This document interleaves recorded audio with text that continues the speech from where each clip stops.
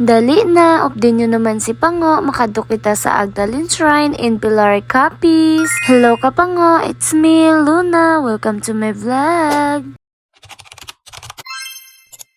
For today's video kapango, nagsimba gali kami sini sa Agdalene Shrine. So, January 3, 2026, first Saturday of the year. And syempre, first Saturday of the month of January. Diri nga part kapango, ari pa lang kami sini sa cruising tunga. Kag nakita man ninyo kung gaano ka traffic, kag ano kadamo sang salakyan. Amo na kapango, kadamo ang nagasimba diri sa Agdalene Shrine. Halin pa na sila sa lain-lain nga mga lugar. Ang iba taga Iloilo pa na, kag ang iba taga Rojas.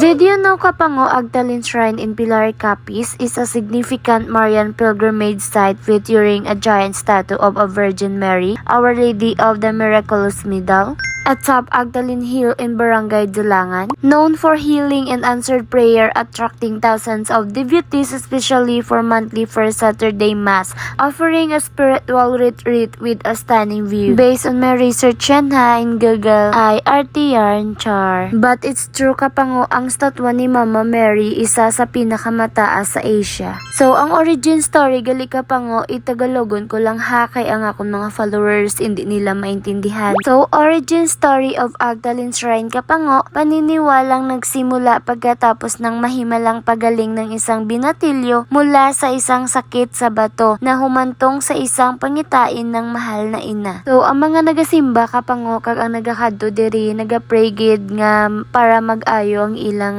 ginabatsyag or ang ilang sakit. Paagi sa pagpati kapag tuo kag pagpangamuyo diri kay Mama Mary para mag-ayo ang ilang ginabatsyag kapango. But not all kapango nga nagakadto diri nagapati gid sa amo sina, kay ang iban nagakadto lang man diri kapango for visit, kay tourist spot naman ni siya ang Agdalene Shrine. Nakadepende naman din kapango sa aton nga pagpati or pagtuo, diba? So makita man naton kapango kadamo sa mga nagakadto diri or nagadayo para magsimba kay Mama Mary every first Saturday of the month. Kag samtang nagapasaka kita kapango, may makita kita nga mga vendor or mga sari-sari nga nagabaligya, may ara kakanin, may siopa, may mani, kag sari-sari kapango. Kaya nami ilang lang tawon kapango no, kay nakakadto kamo diri, upod mong imo family, tapos makabanding-banding pa kamo. Kay after sang mass kapango, pwede gid kamo ka food trip diri sa idalom sa mga puno, kay malamig kag mahangin ang area. Actually kapango, damo ko sing may nakita nga naga food trip, halin sila siguro sa mga malayo nga lugar, nagadala sila sang pagkaon para diri naman nyaga kapango, o diba nakasimba ka na, nakabanding ka pa with family. Isa pa kapango, manami na dito ang view sa Pihak, lalo na makita naton ang dagat. Kag magpanaog ka naman dito, makita naman naton ang mga kabukiran. Sayang lang kapango, hindi ko mapakita sa inyo, kay diri lang kami nga part sa may hagdan, kay kadamo gid sang tawo maguto kung magdutdut kapango. Isa pa, nagasakit na dirang akong tiil kapango, kay naka-heels pa ko. Bisan 2 inches lang na, pero masakit sa tiil, kay sa hagdan kami nag-agi. So, before kami napuli kapango, nagbakal kami sang wallet, tapos nagbakal ko sang manis, syempre, favorite ni Pango, tapos syupaw, pasalubong. So, shout out sa aton nga follower, Joanna Maligaya. Amo ni kadamo kapangosang ang mga nagasimba diri sa Agdalene Shrine.